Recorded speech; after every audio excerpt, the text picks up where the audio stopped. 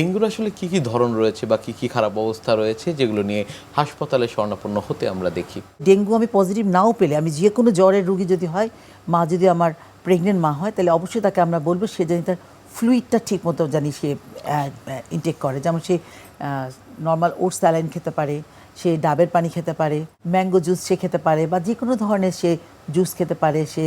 এবং যে সবজিগুলো সে খাবে, যেমন ধরেন লাউ, কুমড়া, যেগুলোতে বেশি বেশি পানিযুক্ত খাবার, সেগুলো সে খেতে পারে। তাহলে তার ফ্লুইড ব্যালেন্সটা আমাদের সাথে মেনটেন করতে হবে, এক নম্বর জিনিস। দুই নম্বর হবে কি, যে এই মাকে আমরা যদি দেখা যায় যে তার জ্বর কমছে না, 5 দিন 6 দিন, ইউজুয়ালি ডেঙ্গু 7 থেকে 10 দিন, মানে 2 সপ্তাহের ভিতরে মা ভালো হয়ে যায়। কিন্তু দেখা যায় যে 5 দিন পরও তার জ্বর কমছে না, জ্বর ওরকমই আছে এবং মার প্রেশার কমে যাচ্ছে।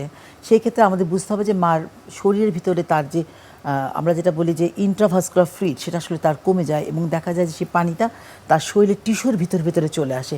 এটাকে আমাদের অনেকে বলে আমার হাতে পানি আসছে, পায়ে পানি আসছে, পেট ফুলে গেছে। বেসিক্যালি এগুলো হচ্ছে ইন্ট্রাভাস্কুলার ফ্লুইডটা যখন বের হয়ে আসে, সেলের বাইরে আসে। এইটা হচ্ছে সবচেয়ে ভয়ঙ্কর জিনিস।